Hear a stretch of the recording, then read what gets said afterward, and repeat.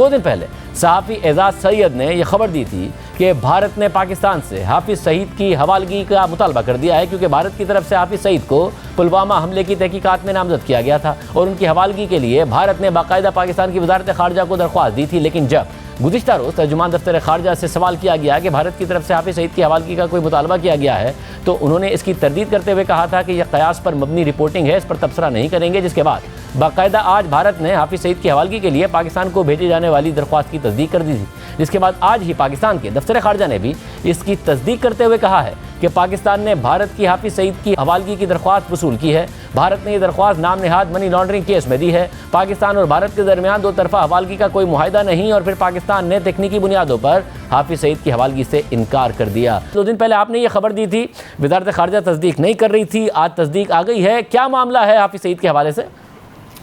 बहुत शुक्रिया शाहजेब। हाफिज सईद, आपको पता है, मुंबई हमलों में भी उनका नाम भारत लेता रहा है और भारत अपनी सरजमीन पर कुछ और तहकीकात कर रहा है मुख्तलिफ केसेस की, उनमें पुलवामा भी शामिल है मेरी मालूमात के मुताबिक।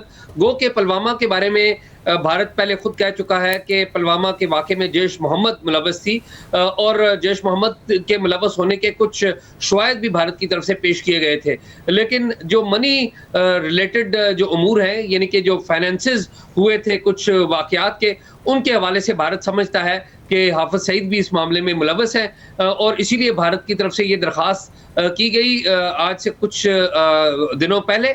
लेकिन ये मामला खामोश ही रहा, भारत की तरफ से ये खबर भी जारी नहीं की गई। अब आज भारत ने इस बात की सुबह तस्दीक की है, जिसके फॉलो अप में वजारत खारजा ने भी इस बात की तस्दीक कर दी है। लेकिन अहम बात यह है कि दोनों ममालिक के दरमियान खामोशी से ये मामला चल रहे हैं, पब्लिक में नहीं लाया जा रहा। पब्लिक में उसी वक्त ये मामला आया है, या भारत की वजारत खारजा और पाकिस्तान की वजारत खारजा लाई है, जब ये मीडिया की तरफ से पब्लिक में आया है।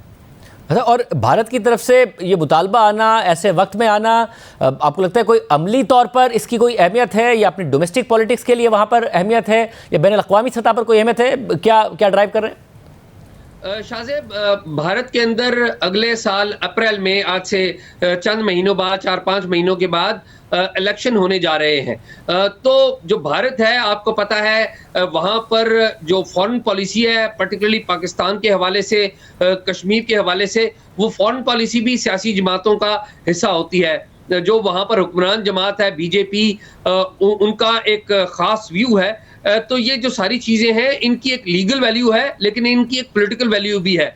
तो इस वक्त ये सारा मामला होना, जब दोनों मुल्कों के दरमियान मुकम्मल सफारती ताल्लुकात भी नहीं है, दोनों मुल्कों के पास एक दूसरे के सफ़ीर मौजूद नहीं है, नाज़िमुल अमूर सतह के जो अफसर्स हैं, डिप्लोमेट्स हैं, वो एक दूसरे ममालिक में हैं, निगरान हुकूमत यहाँ पर मौजूद है, उनको पता है भारत को कि निगरान हुकूमत जो है एक ख़ास हद से आगे नहीं जाएगी, यहाँ पर जो भी कुछ होगा वो इलेक्टेड गवर्नमेंट आने के बाद ही होगा। तो ये जो सारी मामलात है, ये इनकी पॉलिटिकल वैल्यू ज़्यादा है और लीगल वैल्यू भी है, लेकिन वो कम है।